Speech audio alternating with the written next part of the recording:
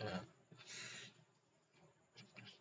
melanjutkan yang tadi, untuk contoh kerangka berpikir, misalkan kita menghubungkan variabel X dengan variabel Y, yaitu budaya organisasi dengan kepuasan kerja, di mana kita sudah menguraikan bahwa budaya organisasi yang dimaksud adalah nilai, sikap, dan norma perilaku yang telah melembaga, kemudian mewujud dalam identitas sekolah, dan memiliki pengaruh terhadap perilaku organisasi sekolah.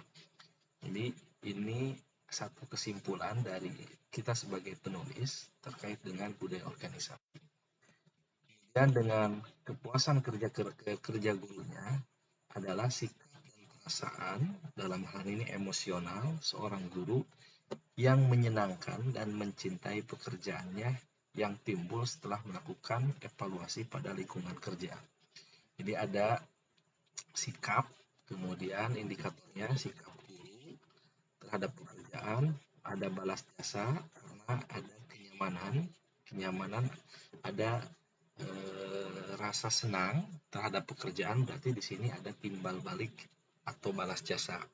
Kemudian hubungan interaksi dengan atasan dan rekan kerja, kemudian promosi jabatan, barangkali pimpinan dalam hal ini memberikan promosi jabatan bagi guru yang rajin, bagi guru yang disiplin, bagi guru yang melaksanakan pekerjaannya dengan penuh tanggung jawab, sehingga kepala sekolah memberikan promosi jabatan bagi guru tersebut. Itu yang menyebabkan salah satu indikator bahwa guru ini akan meningkatkan kepuasan kerja gurunya. Jadi ada kepastian bagi guru terhadap pekerjaannya. Sehingga guru itu bisa dianggap, sehingga guru bisa merasakan kepuasan dalam bekerja. Kemudian indikator lain dari kepuasan kerja adalah lingkungan kerja. Kemudian yang terakhir adalah kepemimpinan. Ini indikator yang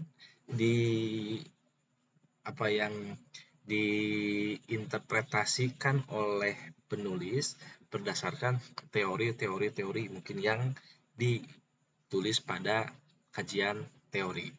Nah, sehingga yang menjadi kerangka berpikirnya, contoh di sini budaya organisasi sekolah dapat dipandang sebagai suatu kondisi atau suasana yang menyenangkan terhadap suatu pekerjaan.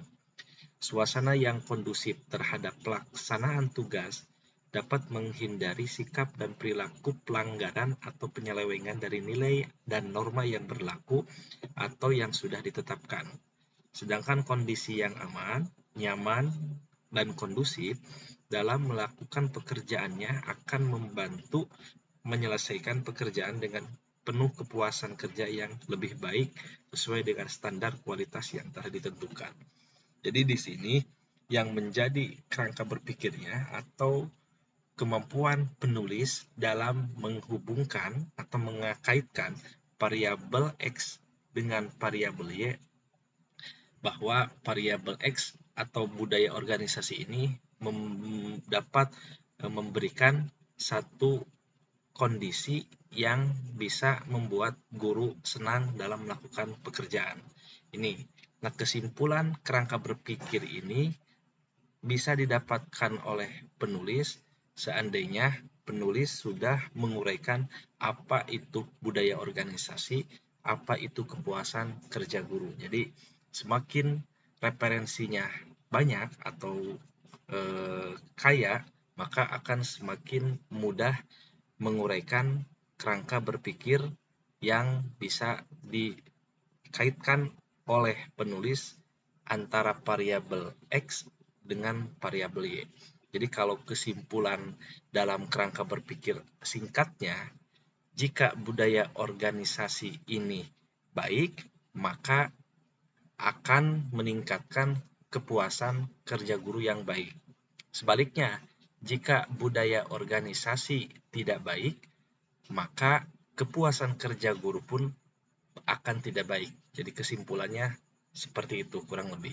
Nah, artinya dalam pembuatan kerangka berpikir, kemampuan kita nanti dalam menulis bagaimana menghubungkan atau mengkaitkan bahwa X ini benar-benar bisa memberikan pengaruh atau dampak atau hubungan terhadap Y, variabel Y maksudnya. Nah, indikator dalam budaya organisasi ada satu, suasana kerja yang kondusif, 2, inovasi guru, 3, perilaku guru, 4, komunikasi yang harmonis, 5, suasana transparansi, 6, stabilitas organisasi. Nah, indikator ini nanti diuraikan menjadi butir-butir instrumen untuk menjadi instrumen dalam penelitian ke depan. Nah, kalau ada 6 butir instrumen ini, seandainya 6 indikator ini, seandainya kita akan membuat masing-masing dari indikator nomor 1 sampai nomor 6, umpamanya masing-masing itu ada 5 butir pertanyaan. Berarti yang indikator pertama ada 5, indikator yang kedua yang berhubungan dengan inovasi guru ada 5, indikator nomor 3 ada 5, indikator nomor 4 ada 5, indikator nomor 5 ada 5, indikator stabilitas organisasi ada 5. Berarti nanti kita dalam instrumen penelitiannya memiliki 6 kali 30 butir pertanyaan.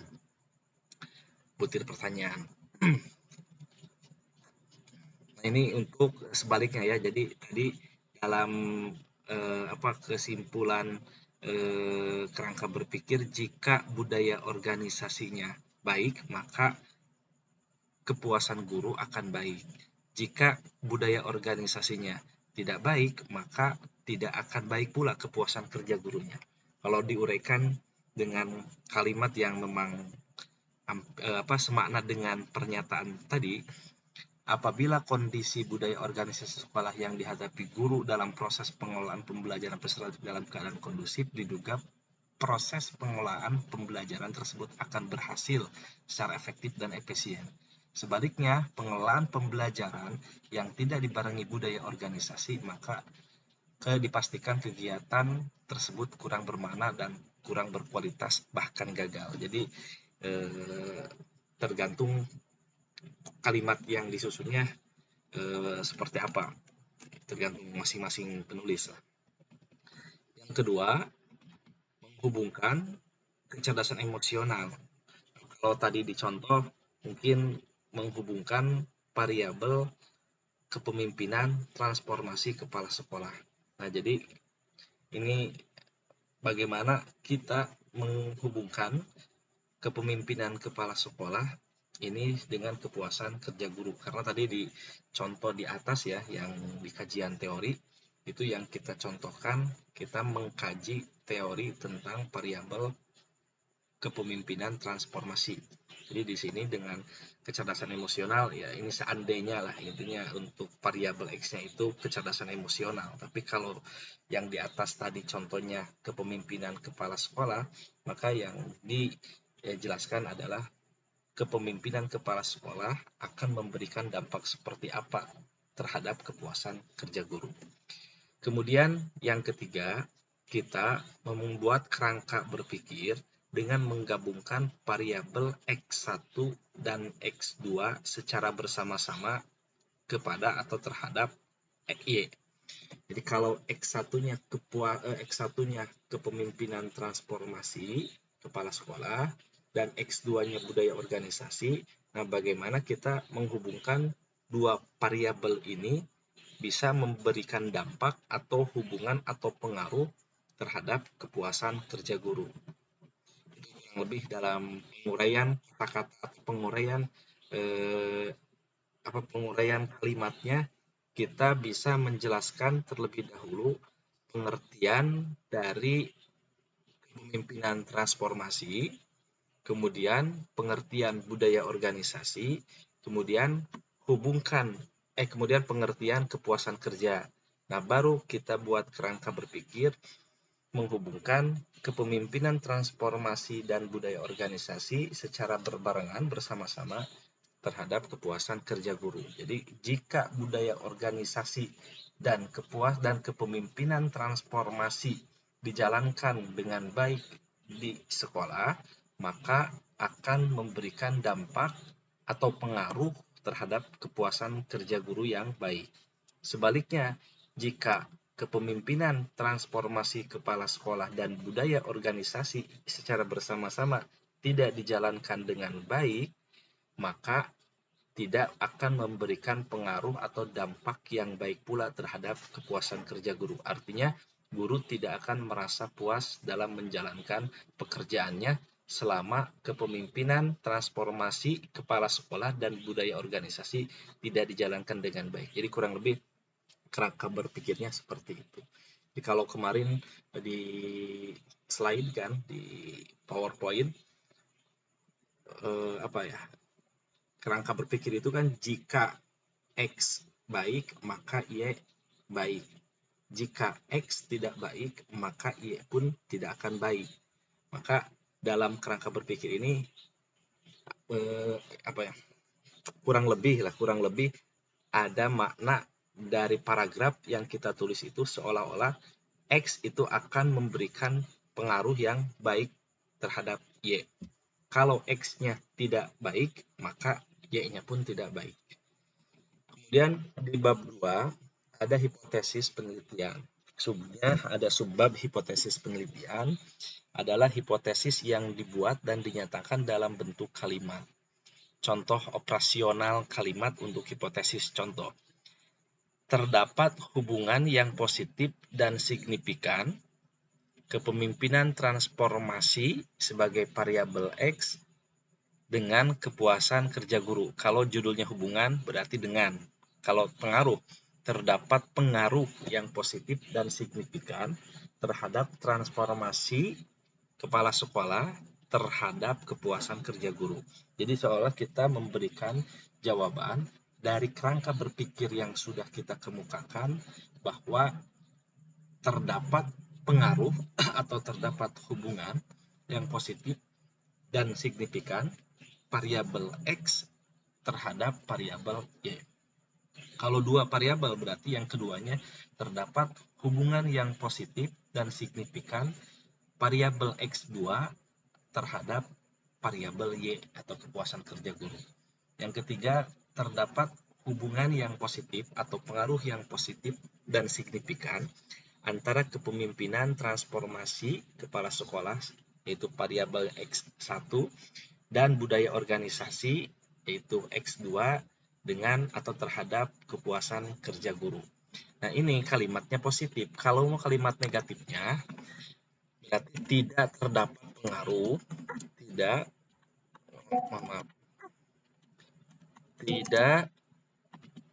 terdapat pengaruh atau hubungan yang positif dan signifikan kepemimpinan transformasi terhadap kepuasan kerja guru.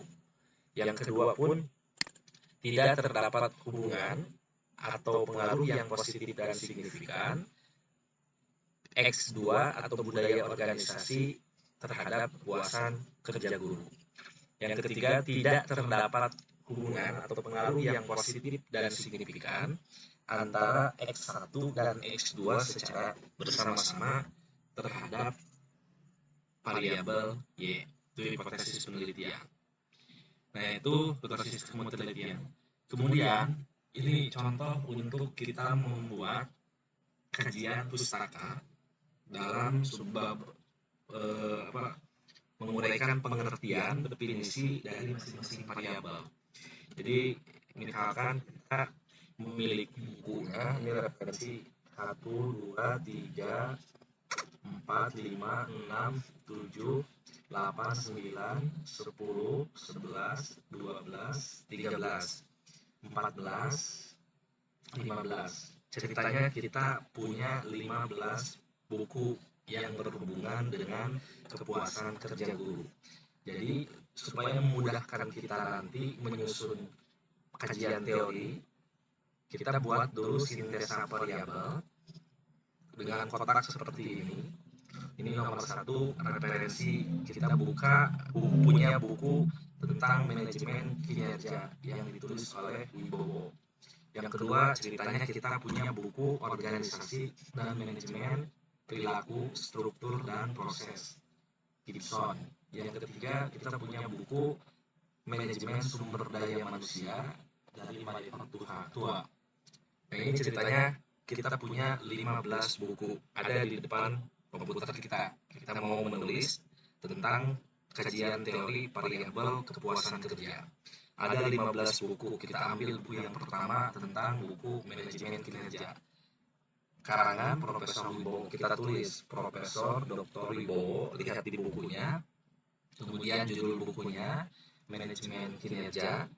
Kemudian penerbitnya PT Raja Grapindo Persada, tempat terbitnya Jakarta, tahun terbitnya 2008, kemudian ada di halaman 299. Jadi kalau kita punya bukunya dari perpustakaan yang tidak mungkin kita bawa karena bukan hak milik, kita paste copy aja, atau kita dipoto juga boleh. Nama penulis, tahun terbit buku, nama judul buku, kemudian halaman yang akan kita kutip.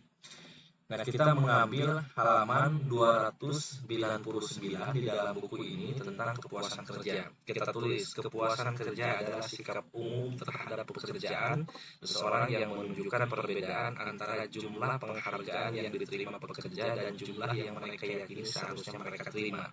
Nah, di sini Wibowo mengambil definisi ini yang dikutip dari Robbins. Jadi pernyataan Robbins di dalam bukunya tahun 2003 halaman 37. Ini dalam teks bahasa Inggris, kemudian diterjemahkan oleh Wibowo bahwa kepuasan kerja itu sikap umum terhadap pekerjaan seorang yang menunjukkan perbedaan tulis. Kemudian kita cari indikator atau telaah makna dari kalimat ini yang menurut Wibowo sekira-kiranya kita interpretasikan dengan bahasa sendiri, kurang lebih misalkan karena di sini ada sikap umum terhadap pekerjaan seseorang yang menunjukkan perbedaan antara jumlah penghargaan yang diterima dan jumlah yang mereka yakini seharusnya mereka terima. Berarti di sini ada indikatornya atau kita interpretasikan perilaku yang terjadi karena adanya apresiasi yang sesuai dengan pekerjaan. Jadi di sini menurut Wibowo bahwa seseorang akan puas dalam melaksanakan pekerjaannya apabila pekerjaan yang dia lakukan itu seimbang dengan penghargaan yang diterima. Nanti di sini ada semacam apresiasi atau penghargaan yang sesuai dengan pekerjaan. Nah, penulisan kalimat ini interpretasi penulis. Jadi bisa jadi di antara kita dengan teman-teman yang lain variabel kepuasan kerja bukunya sama, yang membedakan adalah bagaimana kita menginterpretasi dari maksud kalimat tersebut, kalimat ini.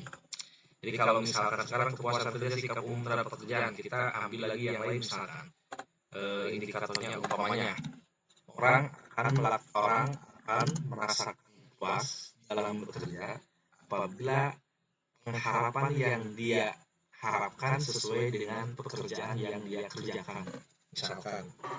Jadi yang penting poinnya ini sama dengan apa yang kita kutip. Yang kedua, misalkan kita ambil lagi bukunya tentang kepuasan kerja, ada di buku Organisasi dan Manajemen Perilaku, Struktur dan Proses Terjemahan yang diterbitkan oleh PT Erlangga di Jakarta tahun 2003, halaman 449 dari James Gibson. Jadi beliau mengatakan bahwa kepuasan kerja itu cenderung mendukung aspek positif atau negatif dari reaksi individu menuju tugasnya di masa depan. Ini kan beda dengan pengertian yang di atas. Menurut Gibson, bahwa pekerjaan seseorang itu atau kepuasan kerja seseorang itu cenderung mendukung aspek positif atau negatif dari reaksi individu menuju tugasnya di masa depan. Bagaimana kita menafsirkan kalimat ini? Atau artinya maksudnya apa dengan kalimat ini? Misalkan kita tulis bahwa kepuasan kerja adalah warna responsif dari mental seseorang yang baik dan tidak baik terhadap pekerjaan. Nah, ini komentar kita atau ini interpretasi atau penafsiran kita terkait dengan pengertian kepuasan kerja dari Gibson. Kemudian yang ketiga, dari buku Manajemen Sumber Daya Manusia. Buka lagi buku ketiga, kemudian penulisnya Marifatwa Effendi, PT-nya PT Gerasindo, tahun terbitnya 2002, tempat terbitnya di Jakarta, halamannya 291. Kita ambil, kemudian buka, kemudian tulis dengan lengkap karena ini adalah pernyataan dari penulis. Nah, di dalam buku tersebut ada definisi kepuasan kerja yang diungkapkan oleh Stephen Robin yang menjelaskan bahwa kepuasan kerja itu tidak hanya pekerja melakukan pekerjaan, tetapi terkait juga dengan aspek lain seperti interaksi dengan rekan kerja, atasan, mengikuti aturan-aturan dan lingkungan kerja tertentu yang seringkali tidak memadai atau kurang disukai. Oh, ternyata menurut Robin, kepuasan kerja itu bukan dilihat dari pekerjaannya saja, tapi dilihat juga dari aspek lain, bisa dari interaksi dengan rekan kerja, bisa adanya komunikasi atau interaksi dengan atasan, bisa dengan mengikuti aturan-aturan atau lingkungan kerja tertentu yang menandai yang sering kali tidak memadai atau kurang disukai. Jadi ternyata seseorang bisa juga merasakan puas dalam bekerjanya meskipun imbalannya tidak sesuai, pengharapan dari sisi imbalannya kurang sesuai, tapi ada sesuatu yang membuat orang tersebut puas dalam melakukan kerjaan. Entah itu dengan rekan sejawat yang komunikatif, merasa senang bekerjanya, saling membantu, saling mendukung, kooperatif, atau dengan atasan selalu memberikan pujian terhadap pekerjaan kita, atasan tidak marah ketika pekerjaan kita tidak sesuai dengan apa yang seharusnya dilakukan karena ada kesalahan. Nah, itu membuat seseorang merasa bahwa saya puas bekerja di sini, padahal gajinya sedikit, padahal imbalannya kurang sesuai dengan seharusnya. Nah, ada juga yang mendefinisikan seperti ini. Nah, berarti interpretasi kita kurang lebih kepuasan kerja ini ditandai dengan hubungan interaksi antara rekan kerja, pihak atasan yaitu kepala sekolah, dan pihak bawahan atau sejawat yaitu guru. Yang kedua, sikap menyenangkan atau tidak menyenangkan. Jadi di sini sikap menunjukkan senang, sikap menunjukkan tidak senang. Dia sepanjang merasa senang, berkomunikasi dan berinteraksi yang harmonis dengan pimpinan atau dengan atasan, ya dia puas bekerja. Sepanjang dia tidak merasa senang, aspek lain bukan materi yang bukan imbalan yang dilihat, ternyata ada kejanggalan atau misalkan ada semacam ketidakpuasan dari sisi interaksi dengan teman. Jadi selalu judes misalkan temannya, selalu tidak kooperatif temannya, selalu tidak membantu temannya, itu membuat dia tidak senang sehingga tidak puas dalam melakukan pekerjaan. Nah, adapun di sini bisa kita anggap faktor pendukung ini bisa satu gaji, bisa juga ini dikatakan gaji karena di sini bisa dijadikan sebagai aspek lain yaitu gaji. Yang kedua pekerjaan itu sendiri. Yang ketiga rekan kerja. Yang keempat atasan. Yang kelima adanya promosi. Mungkin kepala sekolah memberikan promosi, kemudian adanya lingkungan kerja. Jadi interpretasi ini sekali lagi interpretasi yang ditulis oleh kita sebagai penulis atas komentar dari dari teori-teori yang ada. Kemudian selanjutnya buku nomor 4 demikian pula, buku nomor 5 sama. Kemudian buku nomor 6 tulis dulu redaksi aslinya, kemudian kita komentari. Kemudian yang nomor 7 kepuasan kerja guru menurut di dalam buku organisational behavior and management ini ditulis, kemudian kita komentar. Kemudian buku nomor 8 teorinya ditulis, komentar. Buku 9 ditulis teorinya, kita kasih komentar. Buku 10, nah kita bisa mengomentari ini tentu dari buku itu, dari buku tersebut kan tidak dibaca hanya definisi saja. Ketika misalkan ada definisinya yang kita cantumkan itu saja, tapi kan ke bawahnya kadang kita baca atau cerita sebelumnya menjelaskan bagaimana, kemudian nanti ada semacam gambaran di dalam eh, pikiran kita bahwa definisi tersebut tidak sekedar lingkup dari itu saja, tapi ada juga gambaran dari buku itu sendiri. Jadi artinya dalam mengomentari ini tergantung bagaimana kita sebagai penulis sering atau tidaknya membaca referensi yang lain atau membaca lanjutan dari referensi tersebut. Sehingga kita bisa mengomentari dengan menggunakan kosakata yang sifatnya pantas baku, pantas untuk dijadikan sebagai komentar. Kemudian buku nomor 10 sama buku nomor 11, nomor 12, 13, 14, nomor 15. Dan terakhir kita simpulkan bahwa kesimpulan dari 15 buku yang kita cantumkan sebagai landasan teori, kita simpulkan bahwa kepuasan kerja guru ini perasaan positif guru yang timbul setelah melakukan evaluasi terhadap hasil pekerjaannya yang didasari dengan adanya indikasi dari pihak dalam maupun pihak luar atas apa yang dikerjakan. Nah, inilah bahasa yang disebut dengan deskripsi teori atau calon teori kita setelah diuji cobakan di bab selanjutnya. Ini yang menjadi kesimpulan dari buku-buku dari teori-teori yang sudah diuraikan. Jadi ketika ditanya apa yang Anda ketahui tentang kepuasan kerja guru, kita mengatakan ini, kepuasan kerja guru adalah perasaan positif guru yang timbul setelah melakukan evaluasi terhadap hasil pekerjaan yang didasari dengan adanya indikasi dari pihak dalam maupun pihak luar atas apa yang dikerjakan. Kita juga bisa menyimpulkan bukan dengan menggunakan bahasa ini, ya silakan. Jadi kalau 15 teori ini kita tulis, kemudian ya, sebelum ditulis dibaca terlebih dahulu, maka kita nanti akan memiliki gambaran poin-poin penting dari masing-masing teori yang akan kita uraikan dalam deskripsi teori atau kesimpulan teori-teori yang sudah dijelaskan. Nah, dari teori ini atau dari kesimpulan teori ini, kita ambil umpamanya indikatornya upah atau gaji yang pantas. Jadi kita nih sebagai peneliti, kita menganggap bahwa adanya keselarasan antara pekerjaan dengan reward yang diterima itu sesuai. Berarti di sini berhubungan dengan gaji atau upah. Jadi kesesuaian antara upah dan atau gaji yang diterima yang pantas itu bisa membuat seseorang menjadi senang atau puas dalam bekerja. Kedua, kondisi kerja yang mendukung. Jadi kondisi kerja yang mendukung, mau ngajar laptop ada, mau ngajar fokus ada, fasilitasnya ada, kemudian mau ngajar kondisinya pun mendukung, itu bisa menjadi kepuasan kerja guru.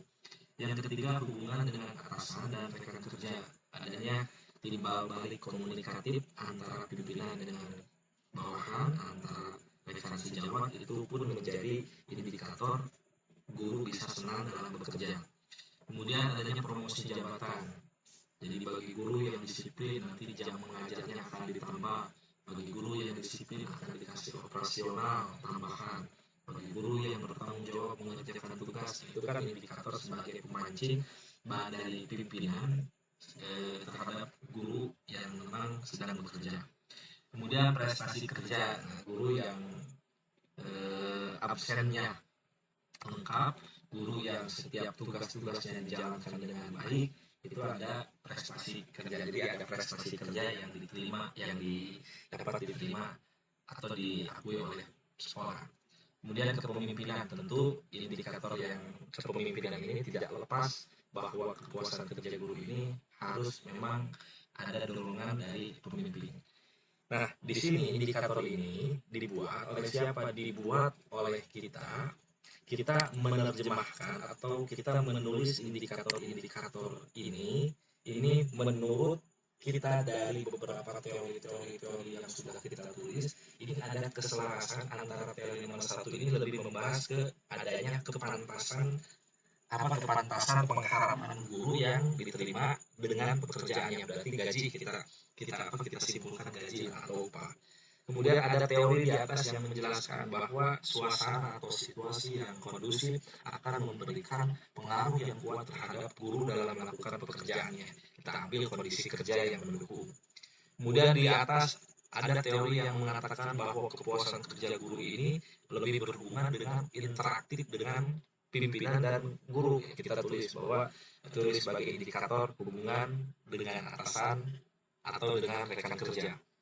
Kemudian di atas ada teori yang menjelaskan tentang bahwa kepuasan kerja guru itu dilihat dari kinerja guru yang menunjukkan baik akan mendapatkan posisi yang baik. Berarti kita simpulkan atau kita ambil sebagai indikator promosi jabatan.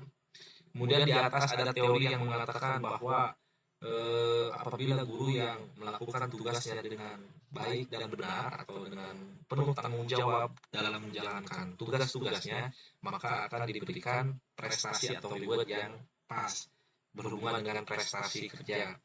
Kemudian ada lagi teori yang mengatakan di atas bahwa kepuasan kerja guru itu terletak daripada sosok seorang pemimpin. Oh, berarti di sini kepemimpinan. Nah, ini indikator dipilih sebagai dasar untuk kita nilai terhadap guru atau kepuasan guru nanti di lokasi fokus penelitian kita. Jadi ini kan teori sudah dijelaskan. Kemudian kita mengambil intisari dari masing-masing teori. Jadilah deskripsi teori. Nah, kemudian kita buat indikatornya bahwa menurut kita sebagai penulis yang menulis tentang kepuasan kerja guru, bahwa guru itu bisa dipengaruhi kepuasannya dilihat dari upah atau gaji yang pantas. Yang kedua, guru itu bisa puas dalam bekerja apabila situasi atau kondisi pekerjaannya mendukung. Jadi kita bisa menjelaskan nanti dalam ujian sidang skripsi ketika ditanya apa yang disebut apa yang Anda ketahui tentang kepuasan kerja, kita jelaskan deskripsi teori.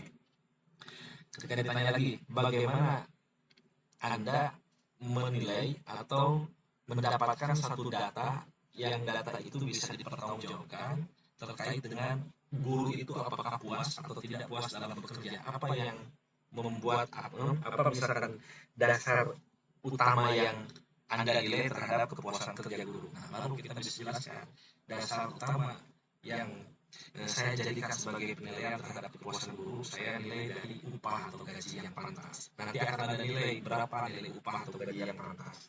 Kemudian saya lihat dari kondisi kerja atau lingkungan kerja. Karena dari masing-masing indikator ini kan nanti akan lahir butir instrumen yang berhubungan dengan upah apa saja, pertanyaannya yang berhubungan dengan kondisi kerja apa saja, yang berhubungan dengan hubungan atasan atau rekan kerja apa saja, yang berhubungan dengan promosi jabatan pertanyaannya apa saja, yang berhubungan dengan prestasi kerja apa saja, dan kepemimpinan. Jadi ketika kita sedang membuat butir instrumen yang berhubungan dengan upah kerja, tentu kita jangan melepas pertanyaan kita dari hal yang berhubungan dengan upah kerja.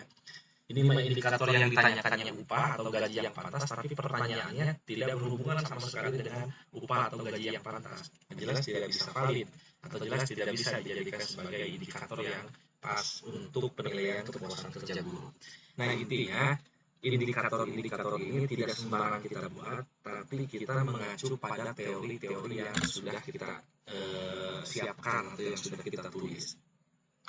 Dari variabel sintesa yang kita buat seperti ini, tinggal nanti ketika kita mau menyusun pengertian, tinggal kita copy di sini, kemudian paste.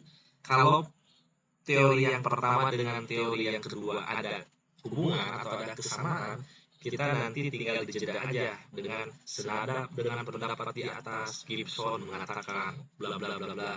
Kalau memang kebetulan di sini kan kepuasan kerja yang ditulis dengan Robin dan Gibson ini ada perbedaan. Nah, kalau berbeda berarti kita gunakan untuk menyambung antar paragraf teori di atas dengan teori di bawahnya. Misalkan dengan kosakata berbeda dengan pendapat di atas, Gibson lebih menyatakan bahwa kepuasan kerja itu dilihat dari aspek positif negatif reaksi seseorang. Gitu.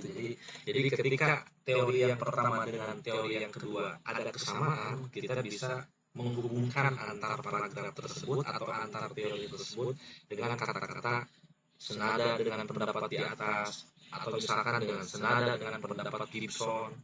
Kalau berbeda dengan pendapat itu untuk menyambungkan saja. sebetulnya bebas apa sih yang membuat kita bisa menghubungkan antara kalimat yang satu dengan kalimat yang lain.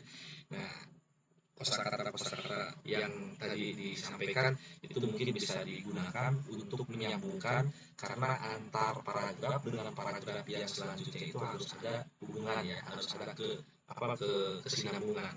Jadi kalau misalkan paragraf pertama kita sedang membahas tentang kepuasan kerja guru, ditinjau dari perilaku yang menunjukkan pada aspek pekerjaan yang diterima, tapi paragraf selanjutnya kita langsung jauh tidak ada hubungan dengan paragraf yang di atas. Nah, itu kan tidak berhubungan ya. Harus ada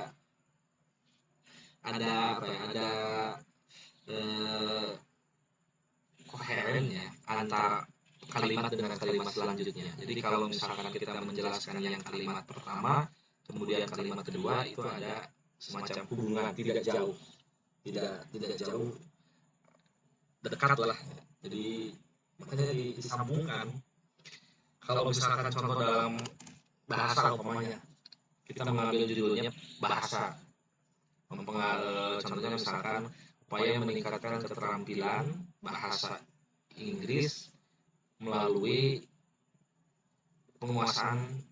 melalui upaya meningkatkan melalui kosakata, peningkatan kosakata misalkan. Berarti ada bahasa Inggris dan kosakata. Nah, kemudian dalam mendefinisikan bahasa Inggris, umpamanya paragraf pertamanya, dalam bahasa Inggris memiliki 4 aspek.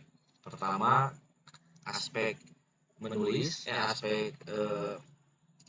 yang kedua aspek membaca, yang ketiga aspek mendengarkan, dan yang kelima adalah yang keempat aspek berbicara. Nah, kemudian titik gitu kan, kalimat selanjutnya kita, karena kalimat terakhirnya berbicara, kita sambungkan berbicara merupakan, kalau mau menulis berarti kalimat menulis nanti disimpan di akhir. Jadi supaya ada kalimat yang selanjutnya ini kalimat yang melanjutkan, dengan kalimat yang sebelumnya.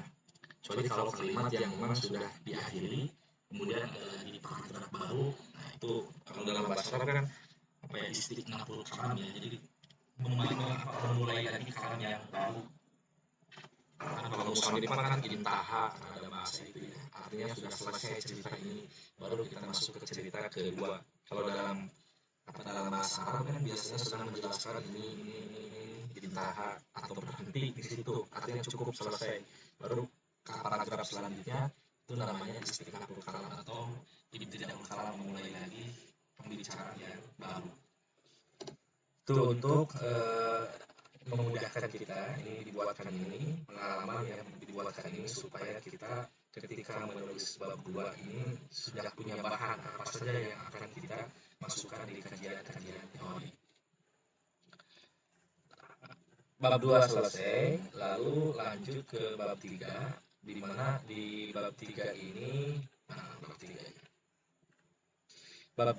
tentang metodologi penelitian.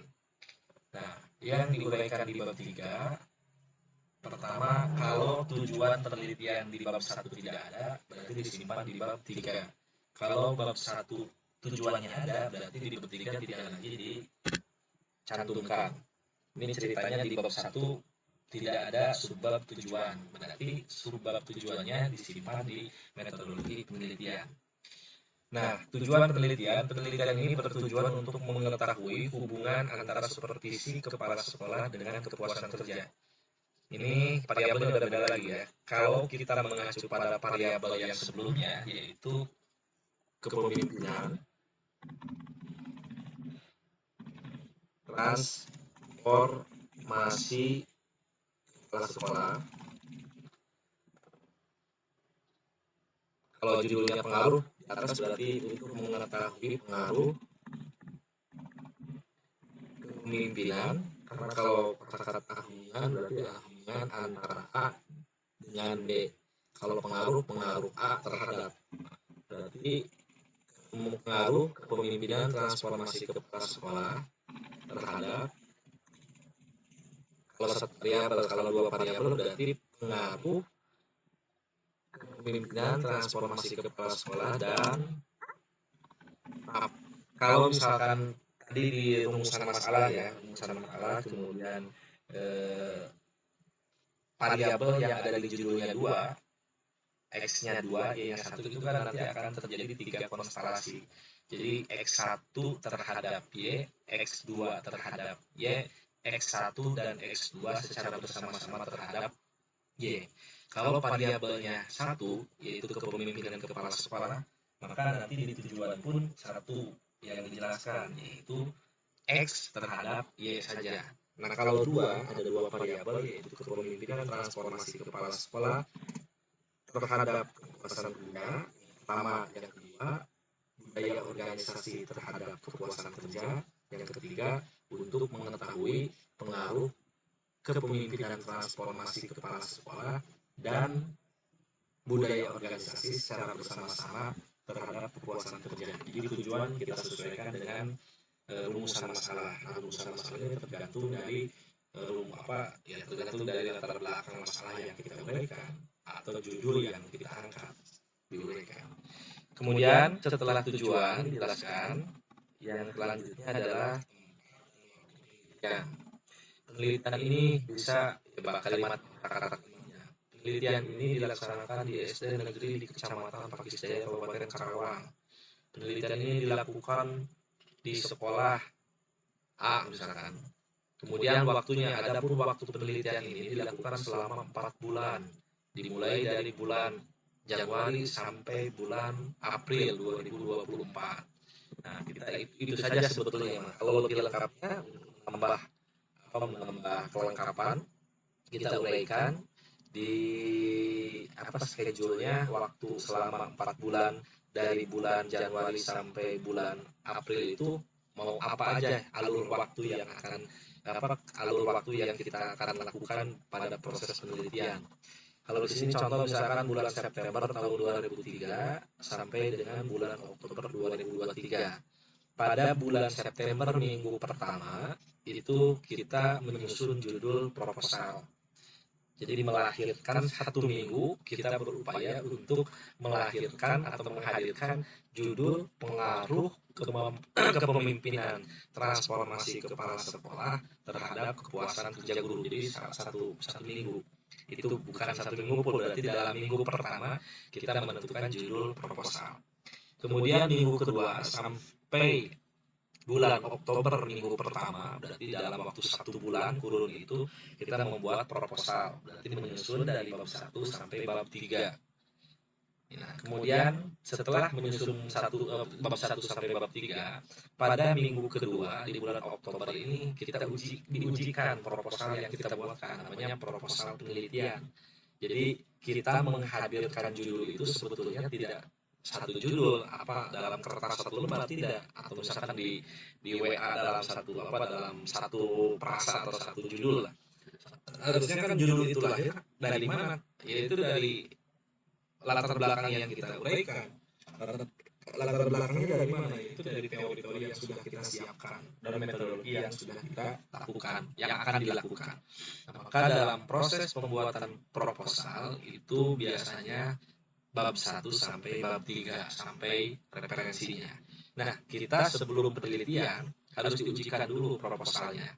Anggap di bulan Oktober minggu kedua ada ujian proposal atau ujian pertanggungjawaban proposal penelitian dari bab 1 sampai bab 3.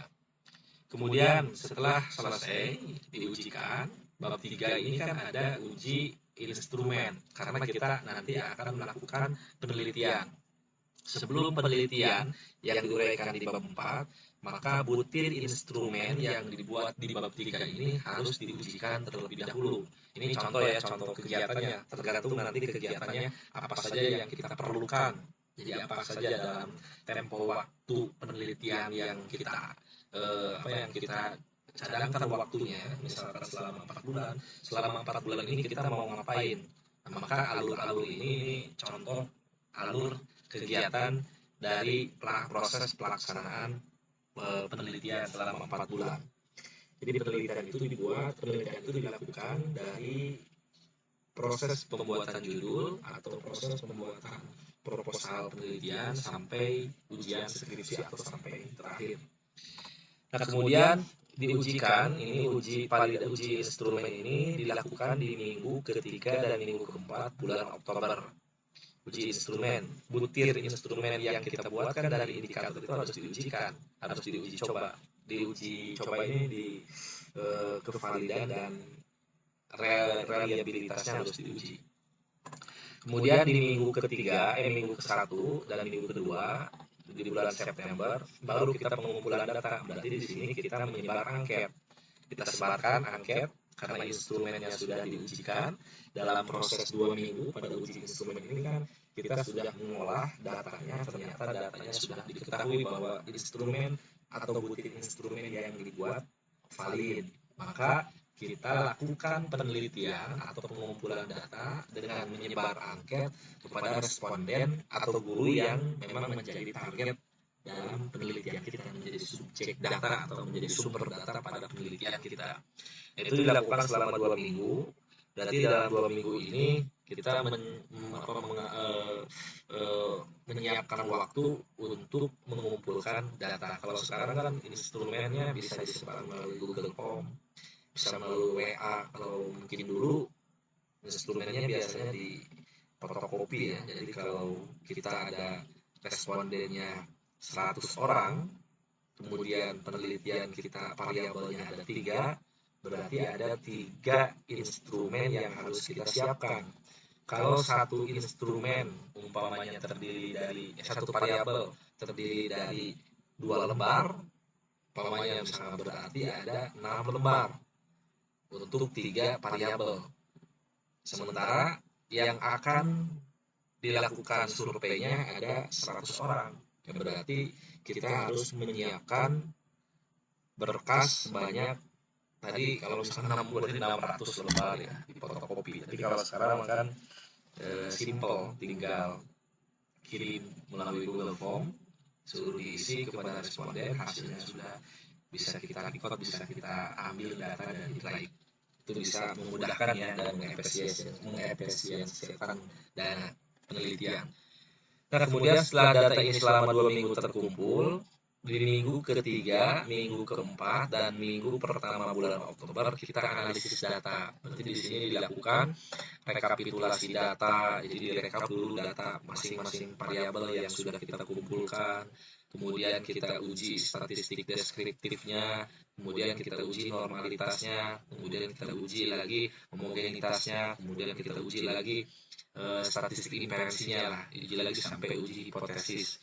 Atau misalkan sampai kita menemukan koefisien korelasinya, berapa nilai koefisien korelasinya. Karena ketika analisis data ini kita sudah mengetahui hasilnya, apakah terdapat pengaruh atau tidak variabel X terhadap Y, apakah terdapat hubungan atau tidak variabel X atau Y. Jadi dari analisis data ini kita bisa mengetahui terdapat pengaruh. Dari analisis data kalau tidak terdapat pengaruh, tidak terdapat pengaruh. Kalau terdapat pengaruh, berapa persen pengaruhnya? Kepemimpinan kepala sekolah terhadap kepuasan kerja. Sekian persen.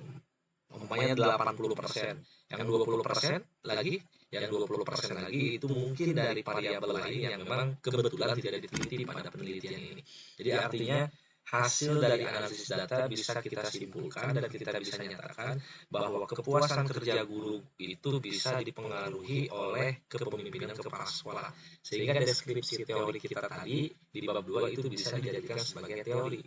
Karena memang ketika dilakukan penelitian, ya indikator kepuasan kerja guru dari gaji, kemudian adanya situasi atau kondisi yang mendukung, kemudian adanya hubungan harmonis antara pimpinan dengan bawahan, kemudian ada lagi prestasi kerja, ternyata itu semua dinilai oleh guru pada saat penelitian, oleh responden pada saat penelitian, ternyata memberikan hasil kontribusinya kurang lebih 80%. 80% ini kan berhasil. Berarti terdapat pengaruh yang positif dan signifikan. Hipotesis penelitian pada bab 2-nya diterima. Kemudian setelah kita selesai, ya baru kita penulisan skripsi. Artinya di minggu kedua dan minggu ketiga di bulan Oktober itu kita susun, kemudian kita rapikan dari awal sampai akhir lampiran, sudah selesai diampilan, kemudian kita berencana di minggu keempat bulan Oktober ini mau mengajukan ujian skripsi. Nah ini kalau untuk ujian skripsi ini estimasi waktu. Adapun nanti ujian skripsi di bulan November, Desember ini namanya kan alur rencana kegiatan penelitian kita. Jadi kita menargetkan dari bulan September awal, minggu awal sampai Oktober minggu terakhir itu kita sudah harus sidang skripsi. Itu ini alurnya. Kemudian di selanjutnya metode penelitian menggunakan metode survei dengan pendekatan korelasi dengan melibatkan variabel bebas yaitu X1, kalau satu X-nya berarti X, dan variabel terikat yaitu kepuasan kerja Y. Kalau misalkan ada dua berarti penelitian ini dengan menggunakan survei. Kalau survei, kebetulan penelitian ini survei. Kalau penelitiannya misalkan bukan dengan survei, umpamanya eksperimen, penelitian ini menggunakan metode eksperimen.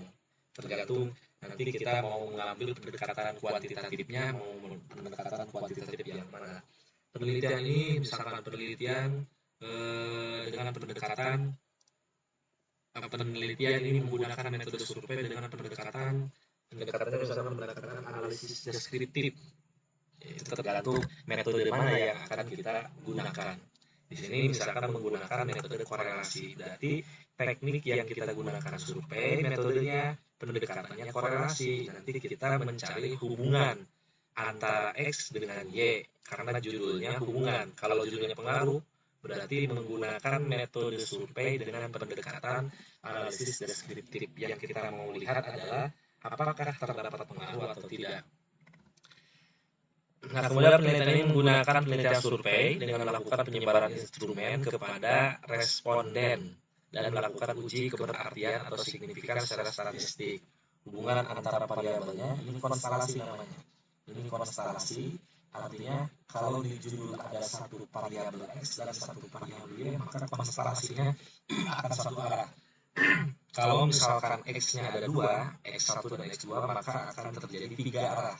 X1 terhadap Y, X2 terhadap Y, X1 dan X2 secara bersama-sama terhadap Y. Cari yang mudah aja, nanti kita gunakan satu variabel X dan satu variabel Y.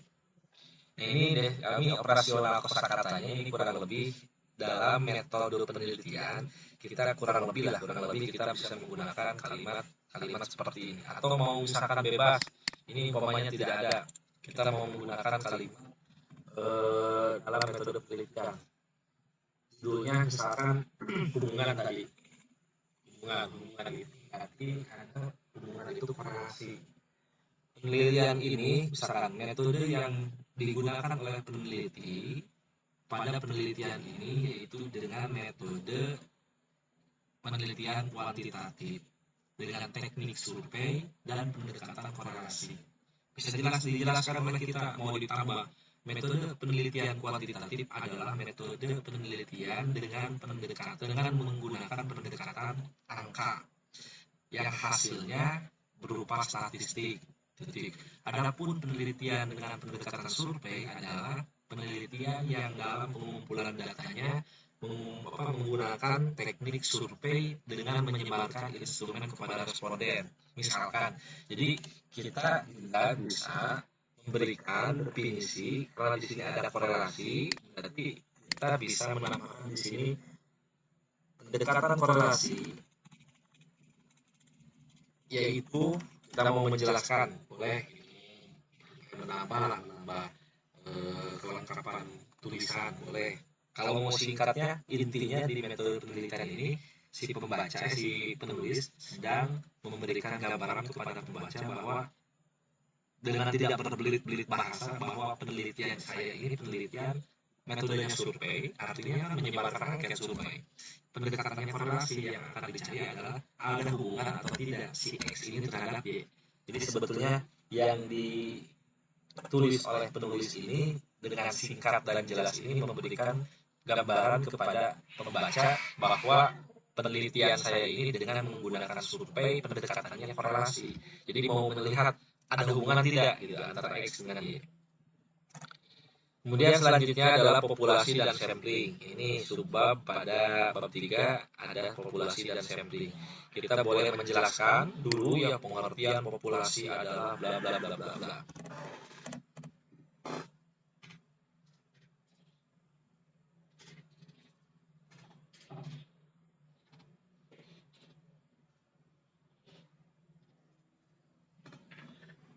Kalau misalkan kita punya referensi metodologi penelitian, populasi menurut soal sini adalah mau dicantumkan enggak, intinya juga sama bahwa di subbab populasi dan sampling ini dengan jelas kita memberikan informasi kepada pembaca bahwa populasi yang ada di lokasi fokus penelitian kita ini jumlahnya sekian. Nah, kalau di sini berarti kan karena lokasi fokusnya adalah SDNC Kecamatan Pakis Jaya, berarti jumlahnya ada 119 orang yang berstatus PNS, 11 orang yang berstatus honor, kita jelaskan. Jadi ini sebetulnya populasi ini menjelaskan atau memberikan informasi yang jelas bahwa jumlah keseluruhan guru yang kita teliti ini di lokasi fokus penelitian kita ada sekian.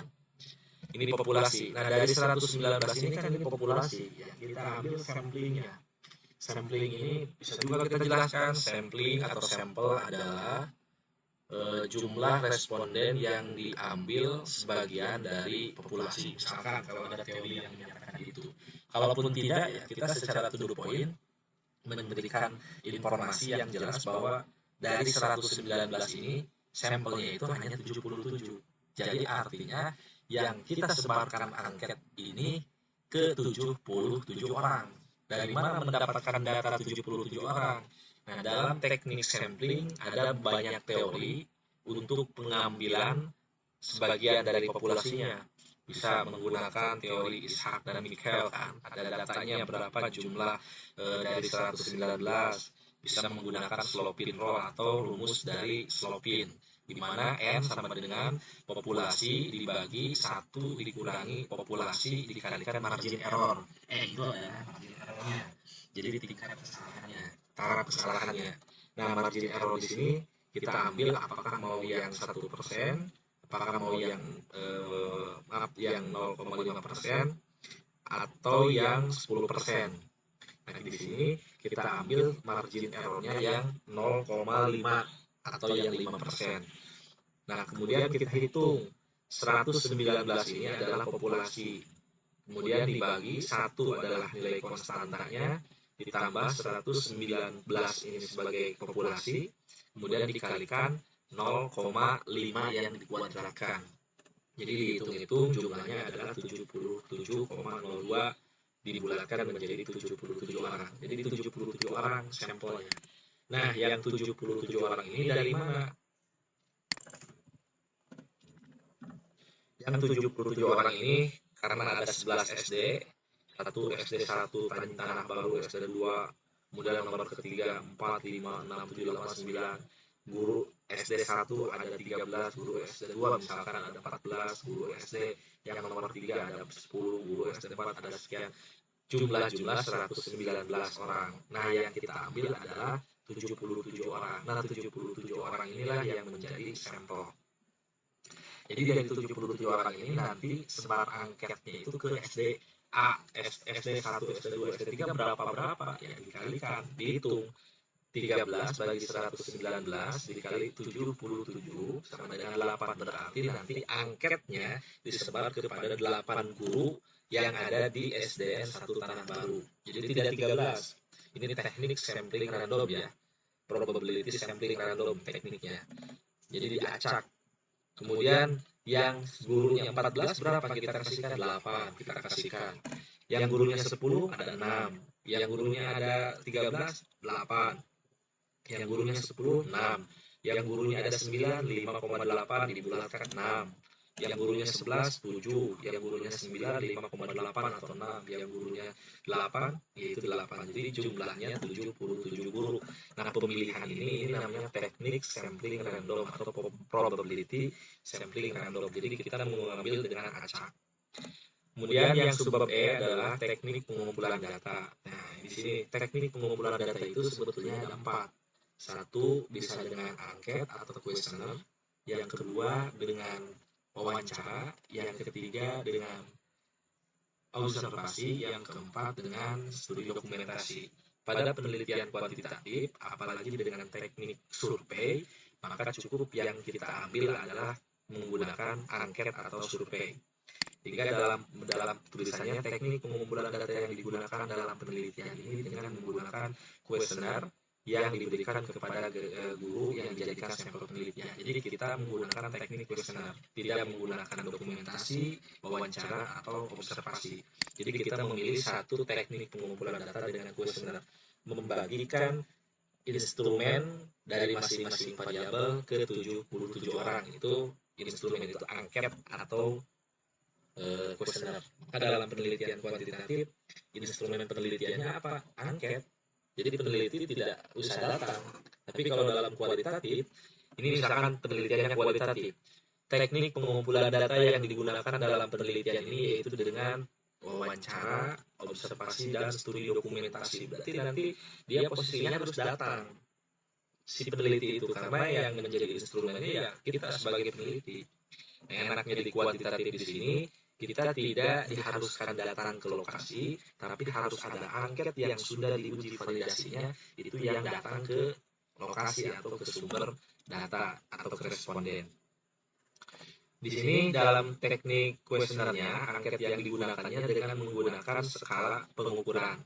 Di kuesioner tersebut berisi pertanyaan dan pernyataan, berarti ada pertanyaan dan pernyataan mengenai kepuasan kerja guru, dan supervisi kepala sekolah. Kalau di judul tadi kepuasan kerja guru, kepemimpinan transformasi, dan budaya organisasi dengan menggunakan skala pengukuran yang telah disediakan. Nah, skala pengukurannya di sini bisa menggunakan skala Likert ya. Skala Likert yang butirnya puas atau tidak puas, pernah atau tidak pernah, kemudian setuju, tidak setuju. Kemudian di subbab teknik pengumpulan data, di sini ada instrumen kepuasan kerja. Jadi masing-masing ya kita menjelaskan. Pertama kita menjelaskan kepuasan kerja guru instrumennya. Nah, instrumen kepuasan kerja guru ini: satu, upah; dua, kondisi kerja; tiga, hubungan kerja; empat, promosi jabatan; lima, prestasi; enam, kebijakan. Kalau tadi di bab 2 ya, di bab 2 itu prestasi, kemudian kepemimpinan. Jadi tidak ada pengakuan status. Ini diambil dari referensi lain. Nah, ini butir instrumen ini, indikator ini dari bab 2 tadi.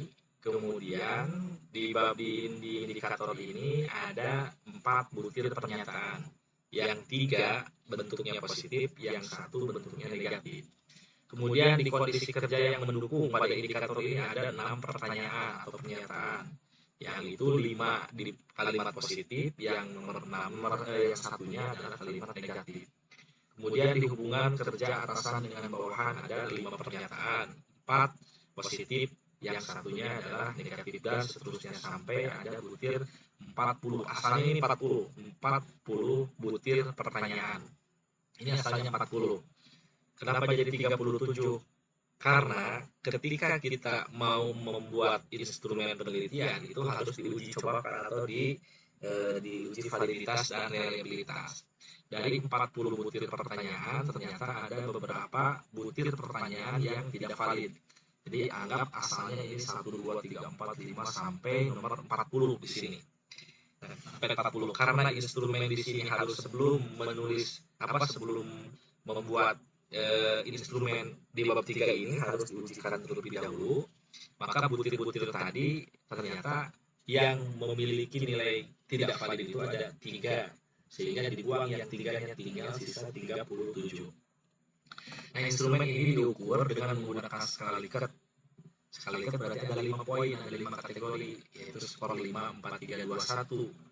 Kebetulan kalau di sini kan sangat setuju.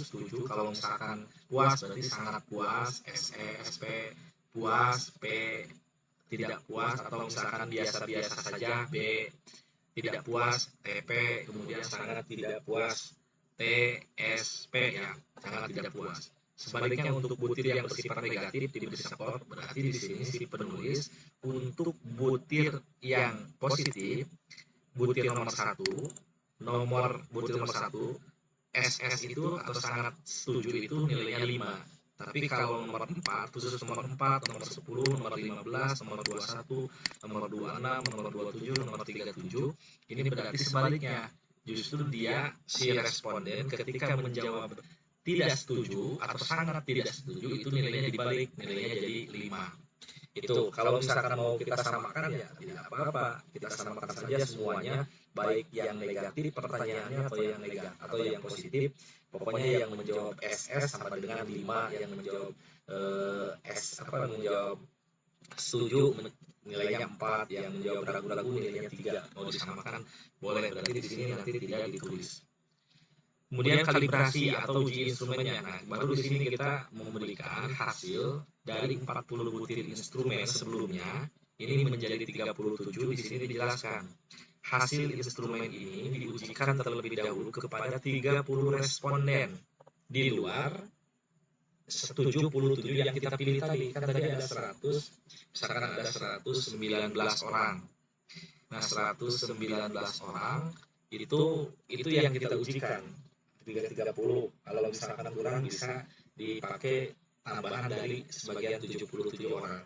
Yang jelas kita sedang mengujikan dulu kepada 33 responden, diutamakan yang tidak dijadikan sampel. Jadi 30 responden di sini kita berikan angket tentang kepuasan kerja. Dari 40 butir pertanyaan yang diajukan, ditemukan ternyata ada 3 butir yang tidak valid, yaitu butir nomor 1, nomor 5, dan nomor 13. Dengan demikian, instrumen akhirnya terdiri dari 37 butir. Jadi pada kalimat ini sebetulnya kita sedang menjelaskan kepada pembaca bahwa dari 40 butir instrumen, setelah dilakukan uji coba, ada 3 butir yang tidak layak untuk dijadikan instrumen penelitian, butir instrumen penelitian.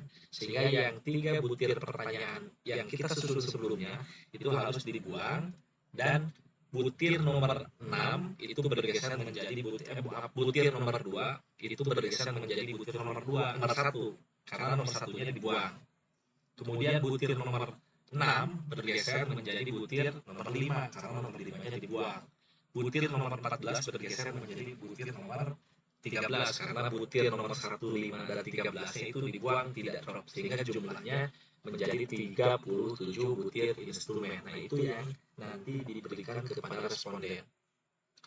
Untuk perhitungan reliabilitasnya, untuk mengetahui tingkat kehandalan instrumen uji coba reliabilitas, nah uji coba reliabilitas ini menggunakan rumus Alpert-Cronbach.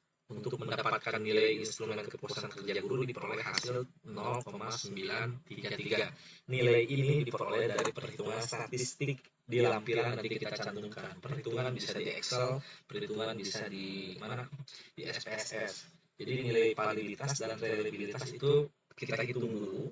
Jadi data yang sudah kita sebarkan ke uji coba instrumen, kemudian kita hitung berapa nilai validitasnya, berapa nilai reliabilitasnya, itu di lampiran di Excel misalkan. Nah, ternyata diketahui nilainya itu 0,933. Artinya kalau nilainya di atas 0,6 itu nilai reliabilitasnya diterima.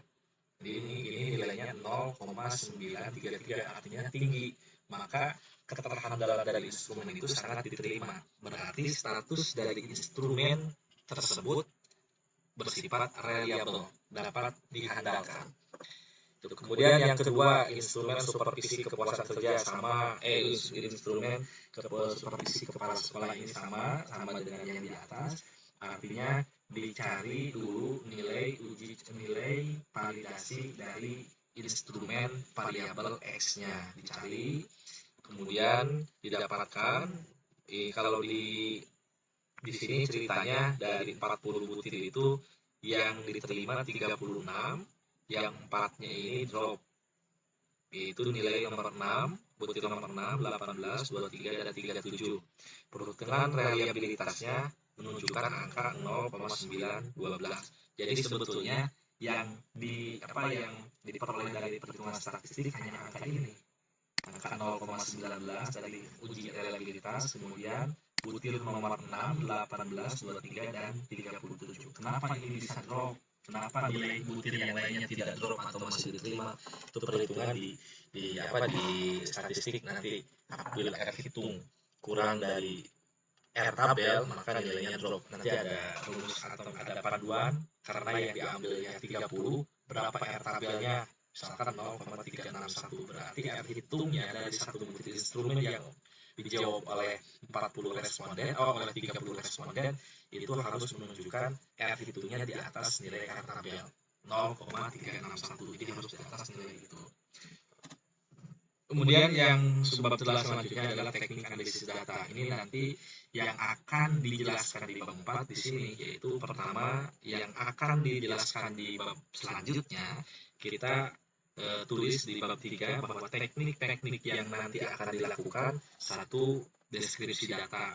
Jadi deskripsi data di sini mencari nilai maksimal, nilai minimal, kemudian mencari nilai rentangan skor, kemudian mencari nilai banyaknya kelas, panjangnya kelas, dibuat dalam bentuk distribusi tabel frekuensi, kemudian mencari nilai minnya, median, modus, standar deviasi, itu yang dijelaskan di deskripsi data.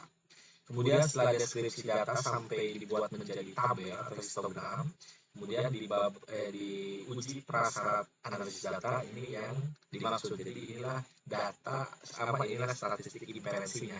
Kemudian kita lanjut ke statistik inferensinya, bahwa diuji prasyarat analisis data itu pertama nanti kita akan mencari normalitas.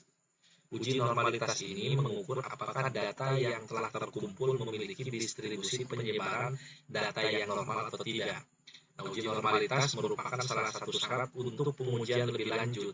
Pengujian dilakukan dengan menggunakan uji Lilliefors. Kebetulan di sini menggunakan uji Lilliefors. Nanti batas bahwa data ini bersifat normal atau tidak nanti dilihat di tabel Lilliefors. Kemudian setelah diuji normalitas, kita ceritanya data ini normal. Karena kalau respondennya lebih dari 30, itu berdasarkan pengalaman ahli, biasanya data bersifat normal. Kemudian uji homogenitas. Nah, uji homogenitas ini merupakan salah satu syarat untuk pengujian selanjutnya. Hal ini berarti bahwa jika ada data populasi tersebut hasilnya tidak homogen, maka tidak dapat dilakukan pengujian selanjutnya. Uji homogenitas dimaksud untuk menguji apakah data populasi tersebut memiliki varian dan homogen atau tidak. Pengujiannya menggunakan uji Bartlett. Nanti kita lihat di tabel Bartlett. Kemudian setelah itu cari lagi nilai uji linearitas atau signifikans atau regresinya. Di uji linearitas dilakukan dengan mencari persamaan garis regresi variabel bebas terhadap variabel Y. Berdasarkan garis regresi yang telah dibuat, selanjutnya diuji keterkaitan koefisien garis regresi serta linearitas garis linearnya. Jadi di sini nanti dilihat nilai persamaan garis regresi. Baru setelah itu kita cari hipotesis, karena inti dari bab 4 nanti adalah kita sedang menguji hipotesis yang sudah diajukan di bab 2. Setelah kerangka berpikir kan tadi ada hipotesis. Nah, hipotesis penelitian ini harus dijawab apakah betul atau tidak hipotesis kita ini dijawab di bab 4. Nah, rangkaian di bab 4 ini uji linearitas ini setelah uji hipotesis ini setelah uji linearitas, uji homogenitas, uji normalitas, statistik deskriptif, baru kita masuk ke uji hipotesis. Pada uji hipotesis ini yang kita lihat pertama nilai korelasi sederhana. Ini kalau judulnya hubungan ya, korelasi sederhana. Yang kedua, koefisien determinasi. Yang ketiga, analisis regresi sederhana. Kalau dua variabel X1, X2, kemudian Y, berarti harus dicari analisis regresi sederhana dan ganda. Karena ada secara bersama-sama. Tapi kalau satu variabel, kita cukup untuk menganalisis regresi saja, regresi yang sifatnya sederhana. Jadi regresi sederhana ini adalah persamaan garis antara X dengan variabel Y, yang dengan variabel Y yaitu Y sama dengan A ditambah B tambah X. Nanti nilai A-nya berapa, interceptnya, kemudian nilai B-nya berapa. Ini persamaan regresi. Nah, dari nilai uji korelasi di sini baru kita bisa menjawab berapa koefisien korelasinya, berapa koefisien determinasinya, kemudian bagaimana analisis regresinya. Koefisien determinasi misalkan jumlah persentase, kalau dipersenkan jumlah persentase hubungan X terhadap dengan Y itu sekian. Koefisien korelasinya kita hanya melihat nilai hasil berapa nilainya dari 0 sampai 1. Misalkan nilainya 0,7, ya berarti memiliki koefisien korelasi yang tinggi. Nilainya 0,9, apalagi itu lebih tinggi. Nilainya 0,2, nah itu berarti terdapat pengaruh tapi tidak signifikan. Ada positifnya tapi tidak signifikan. Itu nanti yang dibahas di bab 4. Jadi susunan sistematika yang ada di bab 3 ini kurang lebih seperti demikian. Kita bisa menjelaskan dengan detail atau dengan dengan penuh paragraf, atau juga kita bisa menjelaskan secara substansinya, inti-intinya. Itu nanti di bab 4 berarti berhubungan dengan statistik. Insyaallah setelah pada bab 4 ini kita mencoba untuk menggunakan data yang kita terima dari responden berdasarkan sebar angket atau sebar kuesioner. Kemudian kita ceritanya sudah menerima angket dari responden, baru kita hitung dengan menggunakan statistik. Itu mungkin yang bisa disampaikan untuk pertemuan hari ini. Malam ini kebetulan dibuat pada jam berapa ini? Tiba dari perjalanan dibuat jam 00.36 menit. Lanjutan dari yang tadi sore, mudah-mudahan ada manfaatnya. Mohon maaf atas kekurangannya. Terima kasih. Assalamualaikum warahmatullahi wabarakatuh.